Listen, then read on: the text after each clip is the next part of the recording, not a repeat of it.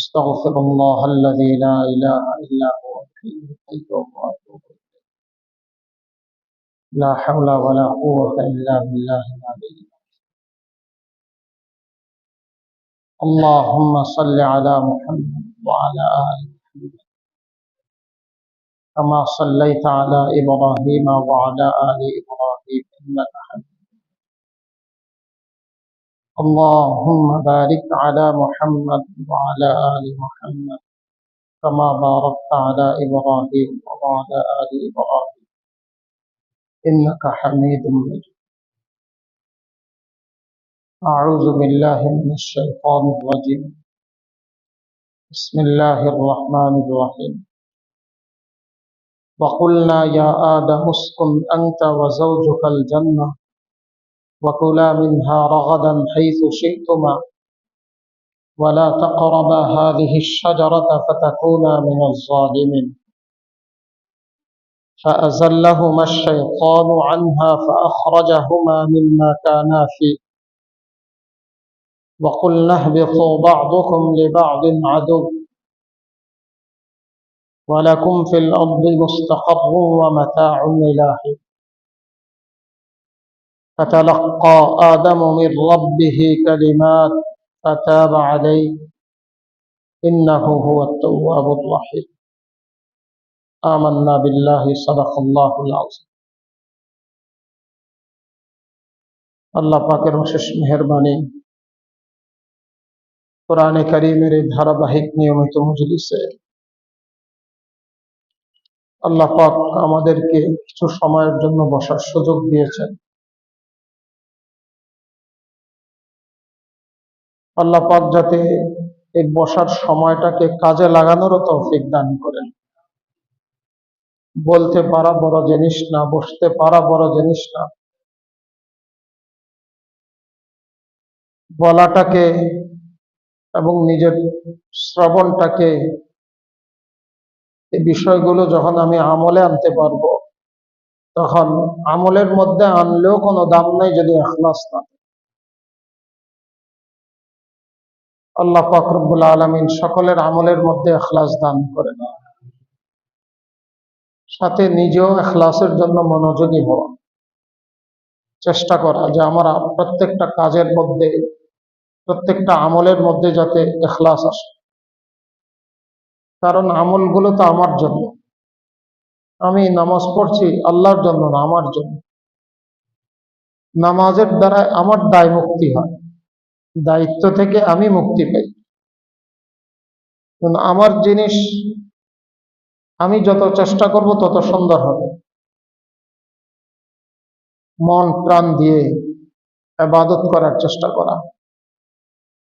আজকে যেই আয়াতগুলো আমি তেলাওয়াত করেছি, গত সপ্তাহে আমি বলেছি আলোচনার শুরুতে, কোরআনে কারীমের অত্যন্ত স্পর্শকাতর স্থান। এই আয়াতগুলোর তর্জমা এবং তাফসীর করতে গিয়ে, বলতে গিয়ে অনেকেরই পদস্খলন হয়েছে, মানে বিপদগামী হয়ে গেছে। অনেক বড় বড় লেখক, অনেক দলের প্রতিষ্ঠাতা,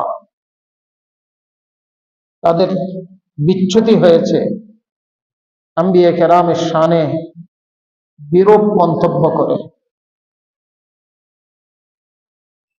জন্য কথা শুরু করার আগে আল্লাহ পাকের কাছে তৌফিক চাই, সকলের দোয়া চাই।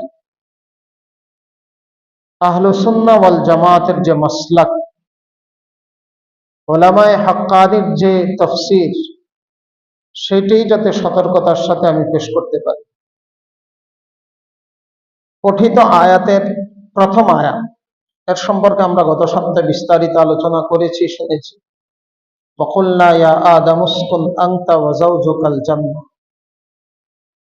হযরত আদম আলাইহিস সালাতু ওয়াস সালাম যখন নিজের জীবন সঙ্গিনীকে পেলেন, হাওয়া আলাইহিস সালাতু ওয়াস সালাম, কিভাবে পেলেন, ওনার নাম কেন হলো, এগুলো আমরা আলোচনা করেছি। ওনার সৃষ্টির কতদিন পরে পেলেন, তাও আলোচনা করেছি। তো আল্লাহ পাক দুজনকে সম্বোধন করে বললেন ইয়া আদম, উসকুন আনতা ওয়া যাওজুক, তুমি এবং তোমার স্ত্রী বসবাস করো, থাকতে থাকো। ফাকুলা মিনহা রাগাদান হাইতু শি'তুমা, জান্নাতের যে কোনো স্থান থেকে, যে কোনো জিনিস থেকে চাহিদা মতো, ইচ্ছা মতো তোমরা ভক্ষণ করতে পারো। কিন্তু একটা নিষিদ্ধ জায়গা, একটা নিষিদ্ধ স্থান, একটা নিষিদ্ধ বৃক্ষ, ওয়ালা তাকরাবা হাযিহিশ শাজারা, এই বৃক্ষের ধারে কাছেও যায় না। গেলে কি হবে? ফাতাকুনা মিনাজ জালিমিন, তোমার সীমা লঙ্ঘনকারী অথবা অপরাধী বলে সাব্যস্ত। এই আয়াতের ভাব, শৈলী, বচনভঙ্গি এবং আয়াতের মর্মার্থ, আয়াত থেকে আরোহিত মাসাইলগুলো, দাম্পত্য জীবনের বিষয় আমরা গত সপ্তাহে আলোচনা করেছি। যখন মিয়া বিবি, স্বামী স্ত্রী দুজন জান্নাতে অত্যন্ত স্বাচ্ছন্দ্যে সুখে জীবন যাপন করেছে, যাদের কারণে একজন ব্যক্তি বিতাড়িত হলো, বহিষ্কৃত হলো, তার তো অন্তর জ্বালা শুরু হয়েছে। সেই লোক হলো ইবলিস। আর ইবলিস আল্লাহ পাকের কাছে যখন বিতাড়িত হয়, সে যখন ধিক্কৃত হয়, বহিষ্কৃত হয়, তখন আল্লাহ পাকের কাছে সে বলেছিল আনজিরনি, আমাকে একটু অবকাশ দিন, আমাকে একটু সুযোগ দিন। তো আল্লাহ পাক রব্বুল আলামিন আরহামুর রাহিমিন বলেন ফাইন্নাকা মিনাল মুনজারিন, তুমি যে অবকাশ চেয়েছো, দীর্ঘ হায়াত চেয়েছো এবং আমার বান্দাদেরকে কুমন্ত্রণা দেওয়ার এক শক্তি, সামর্থ্য, সক্ষমতা তুমি চেয়েছো, আমি তোমাকে দিয়ে দিলাম। তখন সে কসম করে বলেছিল লাউযিয়ান্নাহুম আজমাইন, আপনার বান্দা আদম এবং বনি আদমের প্রত্যেককে আমি বিপদগামী করি। এটা তার প্রতিশ্রুতি ছিল। আল্লাহ পাকের কাছে সে এই কথা বলে আসছে এবং সে মানুষকে প্রতারণা দিবে কিভাবে? সুম্মা লাআতিয়ান্নাহুম মিন বাইনি আইদিহিম ওয়া মিন খালফিহিম ওয়া আন আইমানিহিম ওয়া আন শামাইলিহিম, সে আসবে মানুষের কাছে ডান দিক থেকে, বাম দিক থেকে, সামনের দিক থেকে, পিছন দিক থেকে। দিকে তো চারটা, বাকি উপরের নিচের, নিচে তো জমিন, উপরে আসমান, মূল দিক চারটা। দিক কয়টা সেটা নিয়ে হুকামাদের মধ্যে, দার্শনিকদের মধ্যে লম্বায় মতভেদ। কেউ বলেন চারটা, কেউ বলেন ছয়টা, কেউ বলেন 10টা। দিক মূলত কয়টা? আল্লাহ পাক চারটার আলোচনা এখানে করেছে। মৌলিকভাবে দিক চারটা, ডান, বাম, সামনে, পিছনে। একজন মানুষকে যদি চারদিক থেকে শয়তান প্রতারণা, কুমন্ত্রণা দেওয়ার চেষ্টা করে, মানে সে শয়তানের ঘেরে আবদ্ধ, বাঁচার কোনো উপায় নাই ইল্লা মান রাহিম আল্লাহ, আল্লাহ যদি তার উপরে দয়া না করে। সে তো প্রতিশ্রুতি দিয়েছে আল্লাহ পাকের কাছে যে আমি এইভাবেই করি। আল্লাহ বলেছেন তুমি এবং তোমার অনুসারী যারা হবে, লাআমলাআন্না জাহান্নামা মিনাল জিন্নাতি ওয়ান নাসি আজমাইন, আমি জাহান্নাম ভরবো এদেরকে দিয়ে। সব তো সাজানো প্ল্যান। এটা এমন না যে হযরত আদম আলাইহিস সালাতু ওয়াস সালাম খেয়ে ফেলছেন বাস। আল্লাহ পাক সবকিছুই জানতেন। আল্লাহ পাক সাজিয়েছেন এইভাবে বিষয়টা। ইবলিস আদম আলাইহিস সালাতু ওয়াস সালামকে যে কৌশলে বৃক্ষের কাছে নিয়ে গেল, এই আলোচনাটা আল্লাহ পাক কোরআনে কারীমের 3 জায়গায় করেছেন। আমি তিনটা আজকে আয়াতগুলো পরে আপনাদেরকে শোনাবো। একটা হলো এখানে সূরাতুল বাকারায়, দ্বিতীয়ত হলো সূরাতুল আরাফের মধ্যে, তৃতীয়ত সূরাত তাহার মধ্যে কিভাবে কি বলে শয়তান হযরত আদম আলাইহিস সালাতু ওয়াস সালামের দ্বারা এই কাজটা করিয়েছে, ধোঁকা দিয়েছে, এই কথাও বলি নেই, ওনাকে বিপদগামী করেছে এটাও আমি বলে নেই। কি বলেছে? ওনার দ্বারা এই কাজটা সে করিয়েছে। কারণ ধোঁকা দেওয়া, ধোঁকা খাওয়াও একটা দুর্বলতা, প্রতারিত হওয়াও একটা। মানুষ বলে তোমার মতো হুঁশিয়ার মানুষ, সচেতন মানুষ, কিভাবে তোমার সাথে যে প্রতারণা, বোঝা গেল তোমারও কিছু কি আছে, দুর্বলতা আছে। আম্বিয়ায়ে কেরাম আলাইহিমুস সালাতু ওয়াস সালাম সম্পর্কে আগে আকীদা আমাদের কি? আহলে সুন্নাহ ওয়াল জামাতের আকীদা বিশ্বাস নবীদের সম্পর্কে সর্বযুগের হক্কানি উলামায়ে কেরাম আহলে সুন্নাহ ওয়াল জামাতের আকীদা নবীদের সম্পর্কে নবীরা সমস্ত গুনাহের ঊর্ধ্বে তারা নিষ্পাপ। নবীরা মাসুম, মাসুম অর্থ নিষ্পাপ, যার কোনো পাপ নাই। নবুয়তের আগে পরে সগীরা কবিরা, এর মধ্যে অনেকে বলেছেন নবুয়তের আগে অনেকের দ্বারা সগীরা গুনাহ হতে পারে, কিন্তু নবুয়তের পরে সকল গুনাহ থেকে নবীরা পবিত্র। কিন্তু এটা বিশুদ্ধ মত না, এটা বিশুদ্ধ মত হলো নবুয়তের আগে এবং পরে সর্ব ধরনের গুনাহ থেকে, সগীরা এবং কবিরা, সর্ব ধরনের গুনাহ থেকে নবীরা পুত পবিত্র, নিষ্পাপ, মাসুম। মাসুম শব্দটা ইসমত থেকে, ইসমতের অর্থ হইল ওনাদের মধ্যে গুনাহের চাহিদা আছে, গুনাহের ইচ্ছা আছে। ফাআলহামাহা ফুজুরাহা ওয়া তাকওয়াহা, আল্লাহ পাক কোরআনে কারীমের সূরাতুশ শামসের মধ্যে পরিষ্কার বলেছেন, ওয়াশ-শামসি ওয়া দুহাহা ওয়াল কমারি ইযা তালাহা ওয়ান নাহারি ইযা জাল্লাহা ওয়াল লাইলি ইযা ইয়াগশাহা ওয়াস সামাই ওয়া মা বানাহা ওয়াল আরদি ওয়া মা তাহাহা ওয়া নাফসিন ওয়া মা সাওয়াহা। এক এক করে আল্লাহ পাক 7টা কসম করেছে, 7টা কসম। কসম করে আল্লাহ কি বলেন? ফাআলহামাহা ফুজুরাহা ওয়া তাকওয়াহা, মানুষের যে নফস, এর মধ্যে আমি অপরাধের শক্তিও দিয়েছি, ভালো কাজের সক্ষমতাও তাকে আমি দিয়েছি। কিন্তু এখানে আল্লাহ পাক বলার ক্ষেত্রে, শব্দ চয়নের ক্ষেত্রে যেটা করলেন, ফুজুর আগে এনেছেন, তাকওয়া পরে এনেছেন। ফাআলহামাহা ফুজুরাহা ওয়া তাকওয়াহা। ফুজুর মানে পাপাচার, ফুজুর মানে অন্যায়, অপরাধ। যেমন আমরা একজন ব্যক্তি বলি ফাজের, সে অপরাধী, পাপাচারী। ফুজুর তার মূল ধাতু, এটাকে আগে এনেছেন, তাকওয়াকে পরে এনেছেন, এটাও বোঝার বিষয়। প্রত্যেক মানুষের মধ্যে, সে যেই হোক, সাধারণ, ওয়ালি, বুজুর্গ, পীর, গাউস, কুতুব, আবদাল, সাহাবী, নবী, সকলের মধ্যে আল্লাহ পাক ফুজুর এবং তাকওয়া দিয়েছে। কারণ ফুজুর আর তাকওয়া যখন থাকবে, নেগেটিভ পজিটিভ, তখনই তো পরীক্ষা বোঝা যাবে যে কোনটা এখানে পরাজিত হয়, কোনটা বিজয়ী হয়।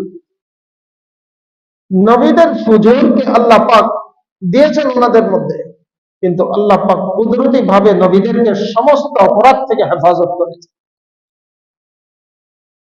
নবীদের দ্বারা কখনো অপরাধ সংগঠিত হয়নি, ইচ্ছায় তো হয় নাই, অনিচ্ছায় হয় নাই। বলে নবীদেরকে অনেক ধমক দিয়েছেন, হ্যাঁ, আরবিতে একটা প্রবাদ, হাসানাতুল আবরার সাইয়্যাতুল মুকাররাবিন। ছোট্ট বাচ্চা, অবুঝ বা দূরের কেউ, অনেকে কিন্তু ঢিল মারলেও গায়ের মধ্যে লাগে না, তো অনেকের ফুলের আঘাতে অনেক ক্ষত সৃষ্টি করে। কাছের মানুষের জন্য সামান্য জিনিসও অনেক বড় হয়ে দেখা দেয়। যেমন শরীরের মধ্যে মাথায় অনেক বালি পড়ে আছে, মাথার মধ্যে মানুষ বস্তা নিয়ে হাঁটে, কিন্তু চোখের মধ্যে যদি একটা বালুকণা পড়ে, যন্ত্রণা শুরু হয়ে যায়। বলে হাসানাতুল আবরার সাইয়্যাতুল মুকাররাবিন, যারা আবরার নেককার, তারা যেগুলোকে নেকি মনে করে, যারা মুকাররাব কাছের, আল্লাহ পাকের নৈকট্য ধন্য, তারা যদি কাজগুলো করে তা আল্লাহ পাক অপছন্দ করে। রাসূল করিম সাল্লাল্লাহু আলাইহি সাল্লামকে অনেক জায়গায় ধমক দিয়েছেন, অন্যায় না, গুনাহ না, একটা অনুত্তম কাজের জন্য। অনুত্তম, উত্তম অনুত্তম, যেটাকে আরবিতে বলে আওলা খেলাফে আওলা। রাসূল করিম সাল্লাল্লাহু আলাইহি সাল্লাম উত্তমটা ছেড়ে অনুত্তমটা করার ইচ্ছা করেছেন, তো আল্লাহ পাক ধমক দিয়েছেন যে আপনাকে এটা মানায় না। গুনাহ তো অনেক দূরের, অনেক পরের। আল্লাহ পাক যে এখানে নবীর প্রতি অসন্তুষ্ট হয়েছেন বা নবীকে ধমক দিয়েছেন, আল্লাহ পাক এটাও অনুত্তম যেটা আপনার দ্বারা হয়েছে, লিয়াগফির লাকাল্লাহু মা তাকাদ্দামা মিন যামবি ওয়া মা তাআখার, এটাও আপনার অতীতের এবং ভবিষ্যতের সব আমি মাফ করে দিয়েছি। অনুত্তম না, দেখেন এখানে জাম শব্দ ব্যবহার করেছে, লিয়াগফির লাকাল্লাহু মা তাকাদ্দাম, কারণ গুনাহকে বলে খাতিআত। জাম, জাম্বের অর্থ যেটা সাধারণ, একেবারে অনুত্তম উত্তমের বিষয়, এটাকে আল্লাহ পাক এটাও নবীর থেকে মাফ করে দিয়েছে, এবং সকল নবীর ক্ষেত্রে একই বিষয়। তাহলে নবীরা মাসুম। হযরত আদম আলাইহিস সালাতু ওয়াস সালাম যে গাছের বৃক্ষের ফল খেলেন, আল্লাহ পাকের কি নাফরমানি হয় নাই? তো যদি নাফরমানি হয়, উনি মাসুম কিভাবে, নিষ্পাপ কিভাবে? এই জন্য যত জায়গায় বর্ণনাগুলো আসছে সবিস্তারিত যদি শুনি, যে তার শয়তানের ধোঁকা দেওয়ার বা শয়তান ওনাকে যে কাজটা করিয়েছেন, সেই কাজ করার পদ্ধতিটা কি ছিল, এটা আবার বোঝা যাবে, যে সে কিভাবে কি কৌশলগুলো আশ্রয় নিয়েছে। এখানে আল্লাহ পাক শব্দ যেটা ব্যবহার করেছেন, ফাআযাল্লাহুমা শাইতান, শয়তান নবীকে পথ থেকে সরিয়ে দিয়েছে। ওনার যে সংকল্প ছিল খাবো না, সে সংকল্প থেকে ওনাকে সরিয়ে দিয়েছে। আযাল্লা অর্থ হলো সরিয়ে দেওয়া, তাহলে নবী ইচ্ছায় সরেন নেই, ওনাকে সরিয়েছে কে? শয়তান। জাল্লা কাকে বলে? জাল্লা একজন মানুষ, যেমন বৃষ্টি হয়েছে আজকে, এই রাস্তা তো পাকা, এখানে স্লিপ বা পিছলে পড়ার কোনো সুযোগ নেই। গ্রামের রাস্তায় মানুষ হাঁটতে হাঁটতে উঠানে লাগাতার যখন বৃষ্টি হয়, শ্যাওলা পড়ে যায় হালকা, তখন অনেকেই পড়ে। পড়াটা কি ইচ্ছায় হয় না অনিচ্ছায়? ইচ্ছায়। এটাকে বলে জাল্লা। অনিচ্ছায় পড়ে, সতর্ক ছিল, সচেতন ছিল, যে তারপরে পড়ে গেছে, একেবারে পা টিপে টিপে হাঁটে যাতে না পড়ে, এর মধ্যে পড়ে যায়। আল্লাহ পাক এই শব্দটা এখানে ব্যবহার করেছেন, ফাআযাল্লাহুমা শাইতান, শয়তান ওনাকে ফেলে দিয়েছেন। ফেলে দেওয়ার পরে কিভাবে ফেলে দিয়েছে? শয়তান তো বাহিরে ছিল, কিভাবে দিছে এটার সঠিক কোনো বর্ণনা আমি কোথাও পাইনি। যেগুলো আসছে ইসরায়েলি রেওয়ায়াত, ইসরায়েলি বর্ণনা, এগুলো অশুদ্ধ, এজন্য আমি এগুলো আলোচনা করলাম। কোরআনও বলেনি, বিশুদ্ধ কোনো বর্ণনা আসেনি যে বাহিরের থেকে একজন ভিতরের লোককে কিভাবে দেবে। বাহিরের থেকে কথোপকথন হতেই পারে, কথা বলছে, জান্নাতের জানালা দিয়ে বলছে, দরজা দিয়ে বলছে, অথবা দূর থেকে কথা বলেছে, হতে পারে এটা। কেউ বলে ময়ূরের আকৃতি, কেউ বলে সাপের আকৃতি, বিভিন্ন রূপ, এগুলো সব ইসরায়েলি বর্ণনা। এখানে আল্লাহ পাক বলেন, ফাযাল্লাহুমা শাইতান ফাআখরাজাহুমা মিম্মা কানা ফি, মিয়া বিবি যে সুখ স্বাচ্ছন্দ্যে ছিল, তার থেকে শয়তান তাদেরকে বঞ্চিত করে দিয়েছে, বের করে দিয়েছে। তো শয়তান তো বের করেনি, বের করেছেন তো কে? আল্লাহ। কিন্তু শয়তানের দিকে ইঙ্গিত আল্লাহ কেন করলেন? যেহেতু মূল ঘটনাটা ঘটেছে কে? শয়তান। এক জায়গাও কিন্তু নবীর কথা যে নবী খেয়েছেন, নবী কাজ করেছেন, এটা আল্লাহ পাক বলেননি। দেখেন, আমাদের ইমামরা যারা হাদিসের জগতে ইমাম, ইমাম মানে নেতা, যারা মাসআলা মাসাইল ফিকহের জগতে ইমাম নেতা, যারা তাফসীরের জগতে ইমাম নেতা, যারা একেবারে শীর্ষস্থানীয়, এদেরকে বলা হয় মুজতাহিদ। মুজতাহিদ হওয়ার কিছু গুণ আছে, সিফাত আছে, এগুলো আমি আলোচনা করব না এখানে। যার মধ্যে আল্লাহ পাক ইজতিহাদের যোগ্যতা দিয়েছেন সে মুজতাহিদ। মাসআলা বলতে গিয়ে উনি একটার থেকে আরেকটা আবিষ্কার করেছেন। যেমন মদ কাকে বলে, উদাহরণস্বরূপ মদ কাকে বলে? আল্লাহ বলেছেন ইন্নামাল খামরু ওয়াল মাইসির, মদ কি জিনিস? তো মদের সংজ্ঞা নিয়ে ফুকাহায়ে কেরাম পরিচয় নিয়ে বিভিন্ন কথা বলেছে। কেউ বলেছেন মদ শুধু আঙ্গুরের থেকে হবে, কেউ বলেছেন মদ না আঙ্গুর এবং অন্যান্য ফল থেকে হবে, কেউ এই ফল থেকে কোন পর্যায়ে গেলে হবে, এটা কোন পর্যায়ে, শুধু সামান্য নেশা আসলেই হবে না একেবারে মানুষকে অচেতন করলে এটা মদ হবে? কোরআনে কারীম তো এটা পরিষ্কার বলে নাই, শুধু বলেছে মদ, নেশা জাতীয় দ্রব্য। বর্তমানে নেশা জাতীয় যত দ্রব্য যত পাওয়া যায় বিভিন্ন পদ্ধতি, ইনজেকশন, হাওয়া অথবা আপনার ধোঁয়া, ট্যাবলেট, সিরাপ, যাই হোক, কোনটা কি পর্যায়ে এবং এগুলো মদের কোন পর্যায়ে, ফুকাহায়ে কেরাম বিস্তারিত আলোচনা বর্ণনা এগুলো দিয়েছেন। কিন্তু এগুলো নির্ধারণ করতে গিয়ে কেউ 19-20 কথা বলেছেন। কেউ বলেছেন রেখে দিলে যদি এটা ফেনা উঠে যায়, কেউ বলেছেন এটার মধ্যে যদি ঝাঁজ আসে, কেউ বলেছেন এটার মধ্যে যদি নেশা আসে। এইভাবে ফুকাহায়ে কেরাম, এটা হলো ইজতিহাদ। ইজতিহাদের ক্ষেত্রে মানুষ দুজনেরটা তো আর ঠিক না। যে কোনো একটা মাসআলার ক্ষেত্রে দুইজন দুই ধরনের কথা বলেছে, দুইজন দুই ধরনের। যেমন শরীর থেকে রক্ত বের হইলে ওযু ভাঙবে কি ভাঙবে না? ইমাম আবু হানিফা রাহিমাহুল্লাহ বলেছেন ভেঙে যাবে। ইমাম শাফি রাহিমাহুল্লাহ বলেছেন না, শুধু পেশাব আর পায়খানা ওযু ভাঙবে, রক্ত বের হলে ওযু ভাঙবে না। ওনারও দলিল আছে। এখন দুজনের একই বিষয়ে দুইজন দ্বিমত পোষণ করলেন, দুই ধরনের কথা বললেন, দুজনেরটা কি ঠিক?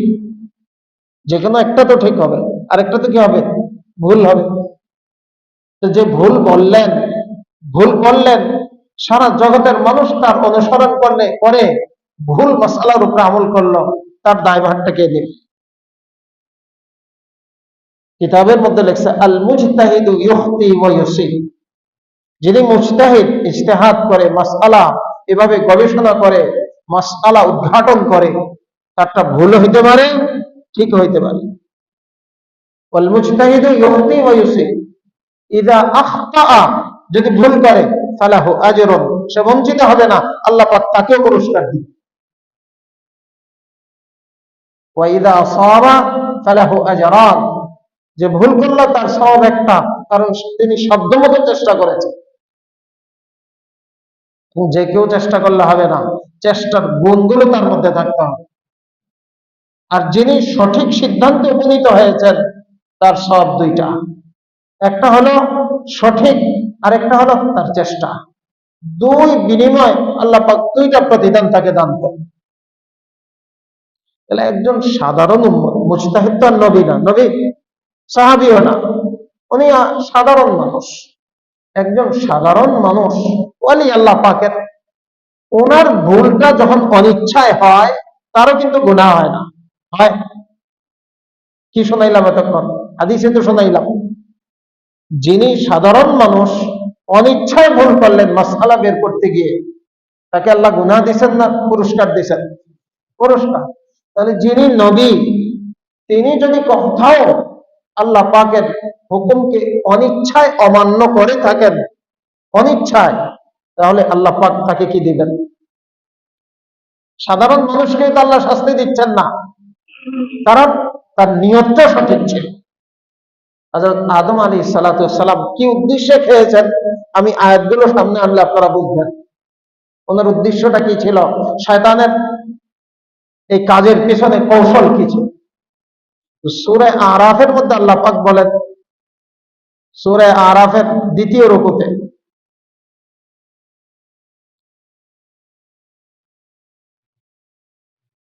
আল্লাহু আকবার,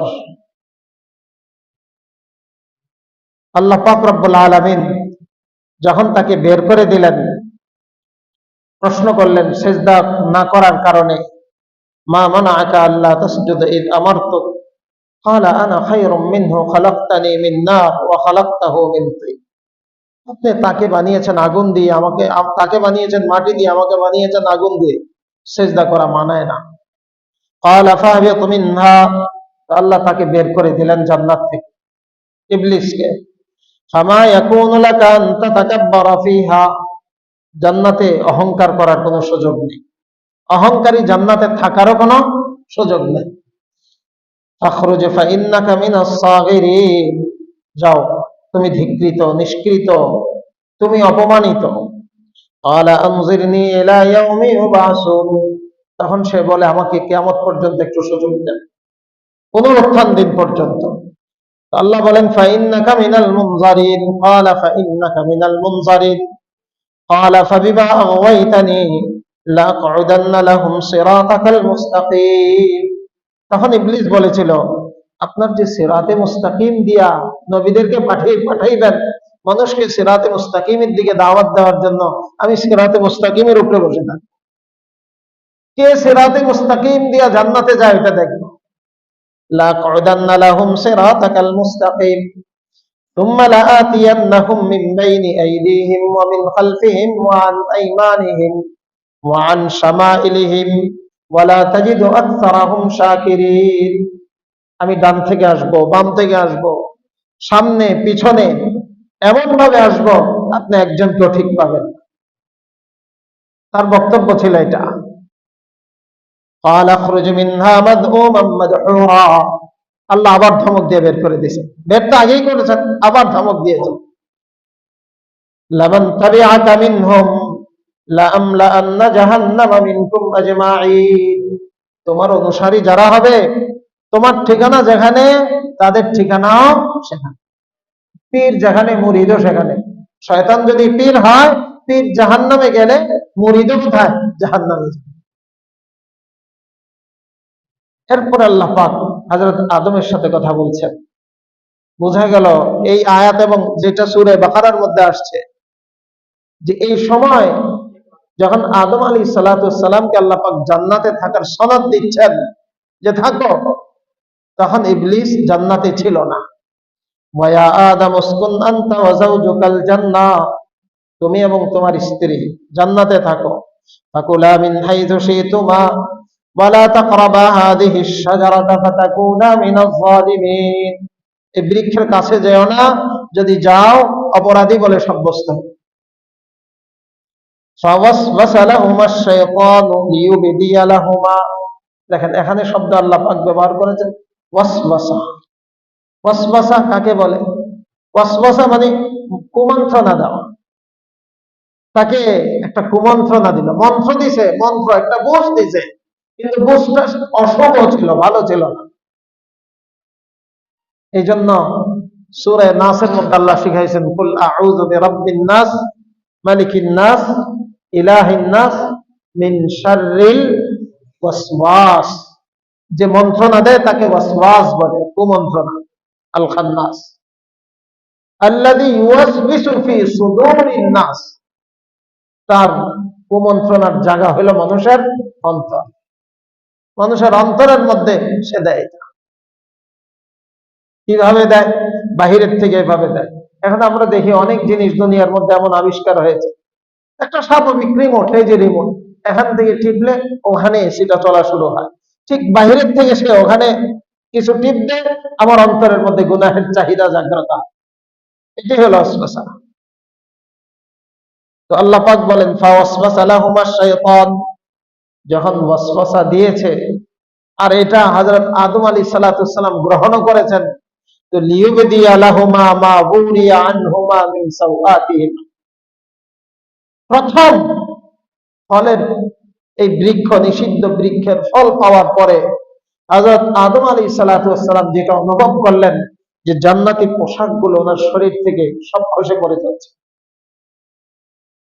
মা হাওয়া এবং বাবা আদম আলাইহিস সালাতু ওয়াস সালাম দুজনে একেবারে দিগম্বর হয়ে গেল, পোশাক নাই। এখন দেখেন লজ্জা ইমানের অংশ। দুজনই এত লাজুক ছিলেন, ছোটাছুটি করে জান্নাতের বিভিন্ন বৃক্ষের বড় বড় পাতাগুলো তারা সংগ্রহ করেছে, এই পাতা দিয়ে নিজেদের সতরগুলো ঢেকেছে। কি পরিমাণ সতর! পুরুষের সতর তো নাভি থেকে হাঁটু পর্যন্ত, নাভিও সতর হাঁটুও সতর। মহিলার সতর, মহিলা যদি স্বাধীন হয় তাহলে মুখমণ্ডল, হাতের কবজি, পায়ের টাকনুর নিচ, এই 3 অঙ্গ ছাড়া বাকি সব সতর, চুলও সতর। এগুলো তার পর্দা, যদি সে স্বাধীন হয়, পরাধীন না হয়, দাসী না হয়। না, আশ্চর্যের বিষয়, আমাদের দেশের অধিকাংশ মহিলা হইল দাস, কৃতদাস। কারণ কৃতদাসদের পর্দা কম, তাদের পর্দা অনেকটা শিথিল, পিঠ, তারপরে টাকনুর নিচ, এই বাহু, এগুলো তাদের পর্দার আওতামুক্ত, এগুলো তাদের পর্দা না। এই জন্য আমি বলি, যারা এরকম করে তারা স্বাধীনতার জীবন ছেড়ে পরাধীনতার জীবন, কৃতদাস হয়ে নিজেকে প্রকাশ করে যে আমি একজন কৃতদাস। মহিলাদের পর্দা, স্বাধীন নারীর পর্দা, একজন সম্ভ্রম সম্পন্ন সম্মানিত নারীর পর্দা এই 3 অঙ্গ ছাড়া বাকি সব। অর্থাৎ নামাজের মধ্যে যে 3টা অঙ্গ কি রাখা যায়, খোলা রাখা যায়। বাকি বর্তমান এই গুনাহের সমাজের মধ্যে ফুকাহায়ে কেরাম বলেন এগুলো ঢেকে রাখা ফরজ। কারণ একজন মানুষের সকল সৌন্দর্যের কেন্দ্রবিন্দু হলো তার চেহারা, এমনকি চোখ। নারীর চোখ দিয়ে আন-নাজরু সাহমুম মিন সিহামি ইবলিস, রাসূল করিম সাল্লাল্লাহু আলাইহি সাল্লাম বলেন এটা তো শয়তানের একটা তীর, যার উপর চোখ দিয়ে তো ঘায়েল করে পুরুষ। এজন্য আল্লাহ পাক বলেন কুল্লিল মুমিনিনা ইয়াগুদ্দু মিন আবসারিহিম ওয়া কুল্লিল মুমিনাতি ইয়াগুদ্দুনা মিন আবসারিহিন্না। পুরুষকে বলো তার হেডলাইট দৃষ্টি যাতে সমনমিত রাখে, নারীকে বলো তারটাও যাতে সমনমিত রাখে। কারণ সব অ্যাক্সিডেন্টের মূল পয়েন্ট হলে এখান থেকেই শুরু, দেখা দেখি না হইলে বাকিটা কোত্থেকে হবে?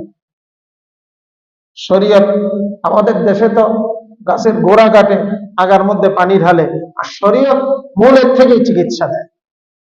আমাদের দেশে বলো সব একসাথে থাকো, কিন্তু ইফটিজিং করা যাবে না। বিলের মাথার মধ্যে শুটকি লটকে বলে তোর জন্য শুটকি খাওয়া হারাম।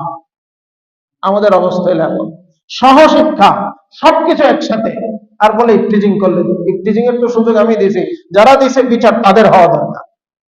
ইফটিজিং তো হবেই, আল্লাহ পাকই তো দিয়েছেন। ছেলেদের মধ্যে আকর্ষণ দিয়েছেন, মেয়েদের মধ্যে আকর্ষণ দিয়েছেন, হবে তো সবই। সুযোগটা দিছে কারা? বিচারটা তাদের হওয়া দরকার। জন্য ইসলাম মূলে চিকিৎসা করে, মূলে নজরের হেফাজত করো, নজরকে বাঁচানোর জন্য পর্দার সিস্টেম। আল্লাহ পাক রব্বুল আলামিন এখানে বলেছেন যে মা বুরি আলাহুমা, তাদেরকে যে পোশাক দেওয়া হয়েছিল, যে পোশাকের মাধ্যমে তাদের আবরণ হয়েছিল, সেটা খসে পড়ে গেছে। আল্লাহু আকবার। মা বুরি আনহুমা মিন সাওআতিহিমা ওয়া ক্বালা মা নাহাকুমা রাব্বুকুমা আন হাযিহিশ শাজারা। এই কথাগুলো ভালো করে মনোযোগ দেন। ইবলিস বলল আদম আলাইহিস সালাতু ওয়াস সালামকে, ওয়াসওয়াসার ধরনটা কি ছিল? বলে রব তোমাদেরকে এই গাছ থেকে কেন বারণ করেছেন জানো?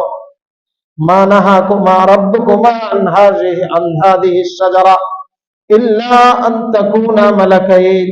এই ফল খাইলে তোমরা ফেরেশতা হয়ে যেতে পারবে। এই ফল খাইলে ফেরেশতা হয়ে যেতে পারবা, আর ফেরেশতা হইলে আল্লাহ পাকের নৈকট্য ধন্য হতে পারবা। আল্লাহ চায় তোমরা যাতে ফেরেশতা না হও। একটা। দ্বিতীয় সে বলে আও তাকুনা মিনাল খালিদিন, এই গাছের ফল তোমাদেরকে নিষেধ করা হয়েছে কারণ আল্লাহ তোমাদেরকে এখানে স্থায়ী রাখতে চান না। আর ফল খাইলে তুমি এখানে স্থায়ী বাসিন্দা হয়ে যাবে, তোমার এখানে গ্রিন কার্ড, জান্নাতের গ্রিন কার্ড, এখান থেকে তোমাকে বের করার আর কোনো সুযোগ নেই যদি ফল খেয়ে নাও। তো আল্লাহ পাক তোমাকে যেহেতু স্থায়ী ভাবে রাখতে চান না, এই জন্য এটার থেকে বারণ করেছেন, নিষেধ করেছেন। উপদেশ, কথা কত সুন্দর। হযরত আদম আলাইহিস সালাম তো স্বাভাবিকভাবে বিশ্বাস করেন নাই। মানুষ কসম কখন করে, ভাই এই কাজটা আমি করি নাই, না তুমি করছো, না ভাই আমি করি নাই, বিশ্বাস করেন আমি করি নাই, আমি করি নাই, না তুমি করছো। শেষ পর্যন্ত সাধারণ কথায় যখন একজনের আস্থা অর্জন করতে না পারে, তখন বলে আমি কসম করে বলছি আমি করি নাই। হযরত আদম আলাইহিস সালাম স্বাভাবিক কথাবার্তায় উনি গলেন নেই, তখন সে কসমের আশ্রয় নিয়েছে।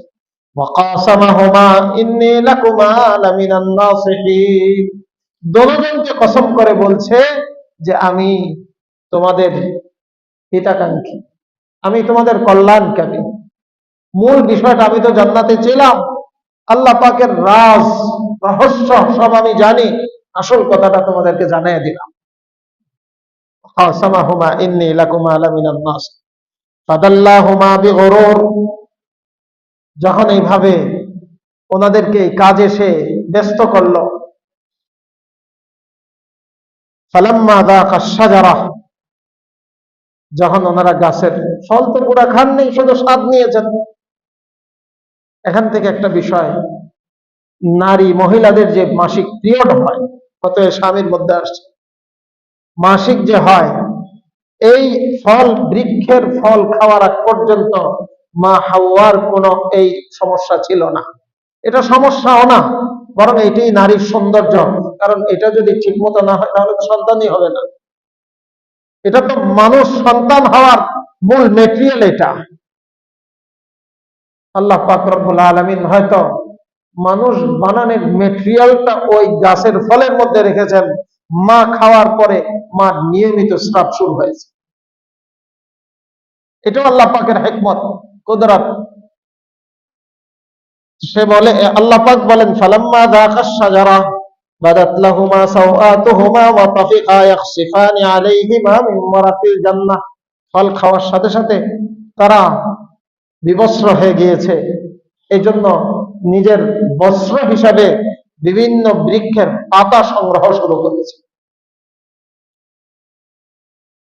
ওয়ানাদাহুমা রাব্বুহুমা আলাম আনহাকুমা আন তিলকুমাশ শাজারা, তখন আল্লাহ পাক ডাক দিয়ে বলছেন, আদম ঘটনা কি, আমার থেকে কেন লজ্জা পাইতেছ, পালাইতেছ? বলে, আল্লাহ পালাই না, নিষিদ্ধ বৃক্ষের ফল খেয়ে ফেলছি, এখন এই অবস্থা, দুরবস্থাকে ঢাকার জন্য বিভিন্ন উপকরণ সংগ্রহ করছে।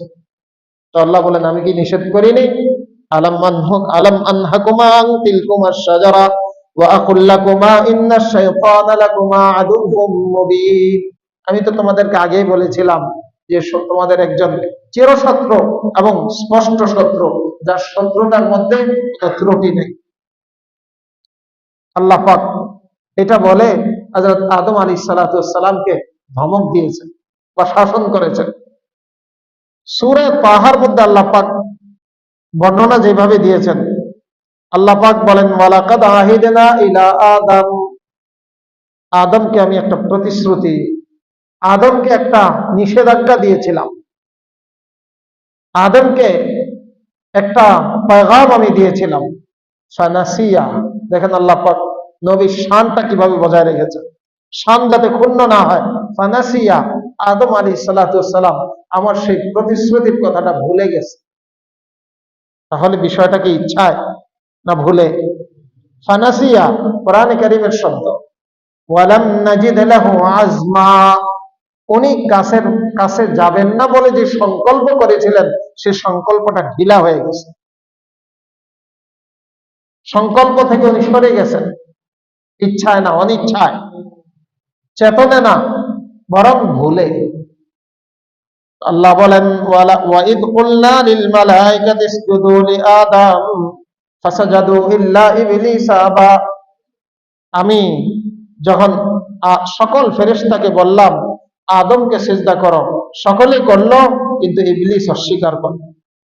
ফাকুলনা ইয়া আদম ইন্না হাযা আদুউল লাকা ওয়া লিজাওজিক, আমি বললাম হে আদম, এই ব্যক্তি ইবলিস তোমার এবং তোমার স্ত্রীর শত্রু, ফালা ইউখরিজান্নাকুমা মিনাল জান্নাতি ফাতাশকা, সে যাতে কোনোভাবেই তোমাদেরকে জান্নাত থেকে বের করতে না পারে। যদি তার কোনো কথায় তোমরা জান্নাত থেকে বের হওয়ার রাস্তা তৈরি করো, ফাতাশকা, তাহলে তোমরা কিন্তু হতভাগা হবে। ইন্না লাকা আল্লা তাজুআ ফিহা ওয়ালা তা'রা, জান্নাতে যতদিন থাকবে তোমরা ক্ষুধার্ত হবে না, বিবস্ত্র হবে না, তোমাদের খাবার টাবারও ঠিক থাকবে, পোশাক আশাকও ঠিক থাকবে। ওয়া আন্নাকা লা তাজমাউ ফিহা ওয়ালা তাদহা, এবং পিপাসার্ত হবে না, এবং এখানে তোমরা কোনো ধরনের সমস্যায় পড়বে না। এখন আল্লাহ পাক বলেন ফাওয়াসওয়াসা ইলাইহি শাইতান, শয়তান ওয়াসওয়াসা দিচ্ছে, কি বলে? ক্বালা ইয়া আদম, হে আদম, হাল আদুল্লুকা আলা শাজারাতিল খুলদি ওয়া মুলকিন লা ইয়াবলা, আমি কি তোমাকে এমন একটা বৃক্ষের সন্ধান দিব যে বৃক্ষ খেলে তুমি জান্নাতে চিরস্থায়ী হতে পারো। জান্নাতের এই নাজ ও নেয়ামত, জান্নাতের এই জীবন তুমি চিরস্থায়ী ভাবে লাভ করতে পারবে, এটাকে আমি তোমাকে বলবো? হাল আদুল্লুকা আলা শাজারাতিল খুলদি ওয়া মুলকিন লা ইয়াবলা, এই কথা বলার পরে সূরা আরাফের মধ্যে আসছে ওয়া কাসামাহুমা, এমনি বলেন নাই, সে এমনি বলে নেই, কসমও করেছে।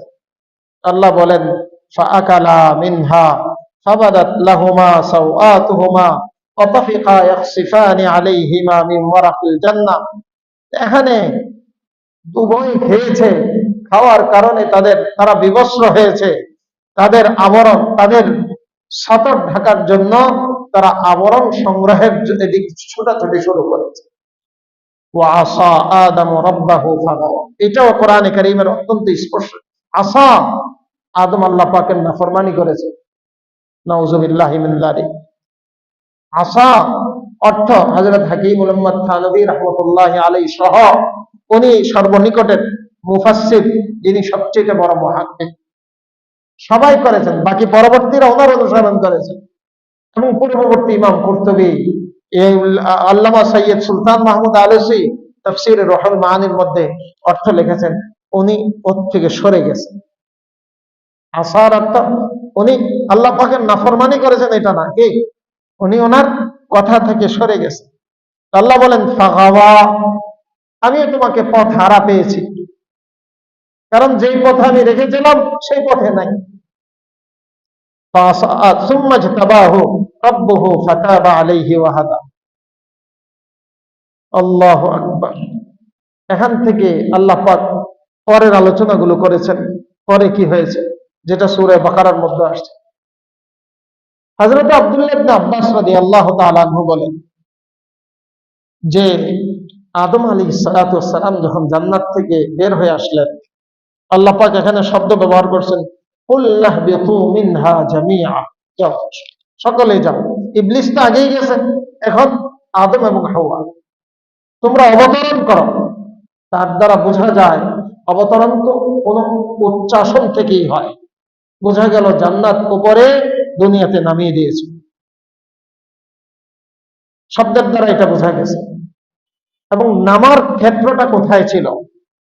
মুহাক্কিকিনদের মত হযরত আদম আলাইহিস সালাতু ওয়াস সালামের অবতরণ স্থল ছিল সারানদ্বীপ, যেটাকে বর্তমানে শ্রীলঙ্কা বলে। হযরত হাওয়া আলাইহিস সালাতু ওয়াস সালামের অবতরণ স্থল ছিল হিজাজের জিদ্দা, কারো কারো মতে ভিন্ন মত সফা এবং মারওয়া। ওনারা যখন দুনিয়াতে আসছেন শোকে এত কাতর ছিলেন, এত বেশি লজ্জিত ছিলেন যে 40 বৎসর পর্যন্ত, এটা কিভাবে সম্ভব আল্লাহ পাক জানেন, 40 বৎসর পর্যন্ত উভয়ের কেউই কোন ধরনের আহার পানাহার করেন, কোন ধরনের আহার পানাহার করেননি। কতদিন? 40 বছর পর্যন্ত। এত বেশি শোকাহত ছিলেন আল্লাহর রহমত থেকে, জান্নাত থেকে দূরে সরার কারণে 40 বছর পর্যন্ত। ইমাম কুরতুবী রাহমাতুল্লাহি আলাইহি লিখেছেন 300 বছর পর্যন্ত আসমানের দিকে চোখ তুলে একজনও তাকান নেই। হযরত আব্দুল্লাহ ইবনে আব্বাস রাদিয়াল্লাহু তাআলা আনহুর বর্ণনা তাফসীরে কবীরের মধ্যে ইমাম রাজি রাহমাতুল্লাহি আলাইহি এনেছেন যে কান্নার পরিমাণটা কি ছিল। জগতের মধ্যে সবচেয়ে বেশি কান্নাকাটি করেছেন হযরতে দাউদ আলাইহিস সালাতু ওয়াস সালাম। ইমাম রাজি রহমতুল্লাহি আলাইহি হযরত আব্দুল্লাহ ইবনে আব্বাসের যে হাদিস এনেছেন ওনার থেকে বর্ণিত, হযরত দাউদ আলাইহিস সালাতু ওয়াস সালামের কান্না সারা পৃথিবীর মানুষের কান্নার চেয়েও বেশি। সারা পৃথিবীর মানুষ সকলে মিলে যে কান্নাকাটি করেছে, দাউদ আলাইহিস সালাতু ওয়াস সালাম আল্লাহর ভয়ে এর চেয়ে বেশি কান্নাকাটি করেছে। আর হযরতে দাউদ এবং সারা জগতের মানুষের কান্না একসাথে মিলাইলে হযরতে নূহ আলাইহিস সালাতু ওয়াস সালামের কান্নাকাটির সমান হবে। ওনার হায়াতটা তো লম্বা ছিল। আর সারা জগতের সমস্ত মানুষের কান্না, দাউদ, নূহ এবং সকল মানুষের কান্না একসাথে করলেও হযরত আদম আলাইহিস সালাতু ওয়াস সালামের কান্না সমান হবে। এই পরিমাণ কান্নাকাটি করেছেন শুধু একটা অনিচ্ছাকৃত অসাবধানতার ভুলের কারণে। তাহলে এখান থেকে এটা আল্লাহ পাক উম্মতকে, বান্দাকে শিক্ষা দিচ্ছেন যে তোমার এই হায়াতের মধ্যে তোমার দ্বারা যে ভুলগুলো হচ্ছে, ইচ্ছায় অনিচ্ছায়, সগীরা কবিরা, তোমার কান্নাকাটির পরিমাণ কেমন হওয়া দরকার। আল্লাহ পাক রব্বুল আলামিন হযরত আদম আলাইহিস সালাতু ওয়াস সালামের এই শিক্ষা থেকে, এই ঘটনা থেকে আমাদেরকে শিক্ষা অর্জন করার তৌফিক দান করেন। এবং আদম আলাইহিস সালাতু ওয়াস সালামের সবচেয়ে বড় বৈশিষ্ট্য দেখেন, ইবলিস আল্লাহ পাকের হুকুমকে অমান্য করেছে, আদম আলাইহিস সালাতু ওয়াস সালাম আল্লাহ পাকের হুকুম থেকে সরে গেছেন। যে দুইটা এক না, ইবলিস করেছে জেনে বুঝে, যুক্তিতে। আদম আলাইহিস সালাতু ওয়াস সালাম যেটা করেছেন এটা অনিচ্ছায় এবং ভালো মনে করে, অনিচ্ছায় এবং ভালো মনে করে যে এই বৃক্ষের বা এই গাছের ফল খেলে আমি থাকতে পারবো আল্লাহর সান্নিধ্যে চিরস্থায়ী পাবো, অনিচ্ছায় এবং ভালো উদ্দেশ্যে। সর্বোপরি ইবলিসের কিন্তু কোনো তওবা নেই, হযরত আদম আলাইহিস সালাতু ওয়াস সালামের তওবা, যে তওবা আল্লাহ পাক কবুল করেছেন। আর শুধু তওবাই নয়, 40 বছর পর্যন্ত আহার পানাহার সবকিছু বন্ধ, 300 বছর পর্যন্ত আসমানের দিকে তাকানো বন্ধ। আর কান্নার পরিমাণ ছিল সারা জগতের সমস্ত মানুষের চেয়ে বেশি। নবী তো নবী, আল্লাহ পাক রব্বুল আলামিন নবীদের সম্পর্কে সঠিক আকীদা ও বিশ্বাস আমাদেরকে পোষণ করার তৌফিক দান করেন। নবীদের প্রতি কারো যদি খারাপ ধারণা হয় তার ঈমান নষ্ট হয়ে যায়। রাসূল করিম সাল্লাল্লাহু আলাইহি ওয়াসাল্লাম রাস্তা দিয়ে যাচ্ছেন, তো যাওয়ার পথে দুইজন নারীর সাথে কথা বলছে। সাহাবায়ে কেরাম আল্লাহ রাসূল আরেক গলি দিয়ে বের হয়েছে, তো আল্লাহ রাসূলকে দেখে ওনারা সরে যাচ্ছিলেন, তো ডাক দিছে, দিয়ে বলে এই দুইজন আমার স্ত্রী, দেখো অমক অমক, আমি কথা বলছি, প্রয়োজনীয় কথা বলছি। বলে ইয়া রাসূলুল্লাহ, আপনি কোন নারীর সাথে কথা বলবেন এটা আবার আমাদেরকে বলার দরকার নেই। বলে না, শয়তান তোমাদের দিলের মধ্যে নবীর সম্পর্কে কোনো কুমন্ত্রণা দেওয়ার সুযোগ যাতে না পায়। নবীর প্রতি, উম্মতের দিলের মধ্যে যদি নবীর প্রতি কোনো ধরনের অসৎ বিশ্বাস স্থান লাভ করে, তাহলে তার দুনিয়া আখিরাতের জন্য এটা সাংঘাতিক ক্ষতিকর। জন্য নবীদের প্রতি আকীদা বিশ্বাস স্বচ্ছ পরিষ্কার থাকা। আল্লাহ পাক রব্বুল আলামিন আমাদেরকে সচ্চা পাক্কা ইমানদার হয়ে বাঁচার এবং দুনিয়া থেকে যাওয়ার তৌফিক দান করেন।